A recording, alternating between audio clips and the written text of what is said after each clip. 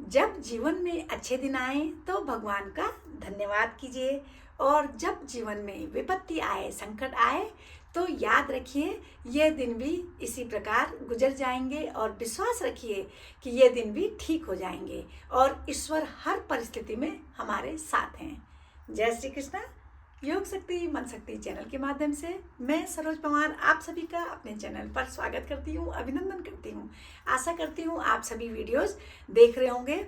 सुबह की वेला में आप स्वास्थ्य लाभ योग अभ्यास के जरिए प्राप्त कर रहे होंगे, और सायंकालीन वेला में हम लोग आध्यात्मिक लाभ प्राप्त करने की कोशिश कर रहे हैं। श्रीमद् भगवद गीता के श्लोक श्रवण कर रहे हैं। आजकल 9वां अध्याय चल रहा है।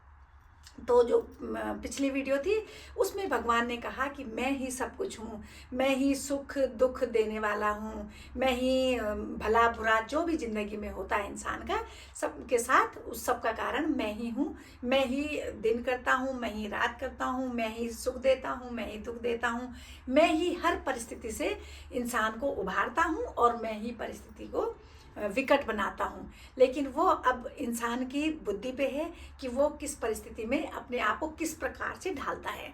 तो हर दुख के बाद सुख आता है, सुख के बाद दुख आता है। इंसान को अपनी सोच समझ के साथ जिंदगी को एक जैसा जीना चाहिए। तो चलिए आज श्रवण कर रहे हैं श्रीमद् भगवद गीता के 9वें अध्याय का 19वां श्लोक, 19वां श्लोक। तो श्रवण कीजिएगा। ओम श्री परमात्मने नमः। श्री भगवानुवाच तपाम्यहमहं वर्षन् निगृह्णाम्युत्सृजामि च अमृतै चैव मृत्युश्च सदसच्चाहमर्जुन।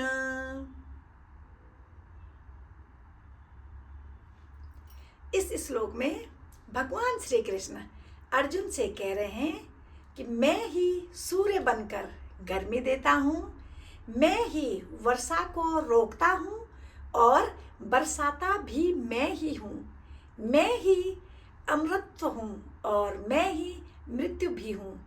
इस संसार में जो दिखाई देने वाली चीज़ें हैं और जो नहीं भी दिखाई देती हैं, उन सब में मैं ही विराजमान हूँ, अर्थात ईश्वर ही विराजमान है। आइए इस श्लोक को अपने जीवन में इस प्रकार उपयोगी बनाते हैं कि जब जीवन में अच्छे दिन आए तो भगवान का धन्यवाद करें, और जब जीवन में कठिन समय आए तो यह विश्वास रखें कि यह समय भी हमेशा नहीं रहेगा। भगवान हर परिस्थिति में हमारे साथ हैं। तो श्रीमद् भगवद गीता के श्लोकों को अगर हम हमेशा श्रवण करते हैं, इन पर मनन करते हैं, तो हम अपने आप को धीर गंभीर और हर परिस्थिति में एक भाव समभाव रखने लायक बना सकते हैं।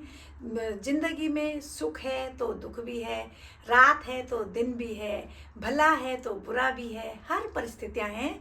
और हम इंसान अपने परिस्थितियों के अकॉर्डिंग भगवान को कोसने लगते हैं या खुश होने लगते हैं, अपने को दुखी रखते हैं या खुश रखते हैं। तो हमको इन सब चीज़ों से उठकर भगवान का नाम स्मरण करना है और हर परिस्थिति को समझने की कोशिश करने हैं कि हर परिस्थिति एक नई दिन ढलती है। सुख के बाद दुख, दुख के बाद सुख आता ही है। हर परिस्थिति में भगवान को स्मरण करना ही हमारे लिए सबसे बड़ी बात होगी और हमको करना चाहिए।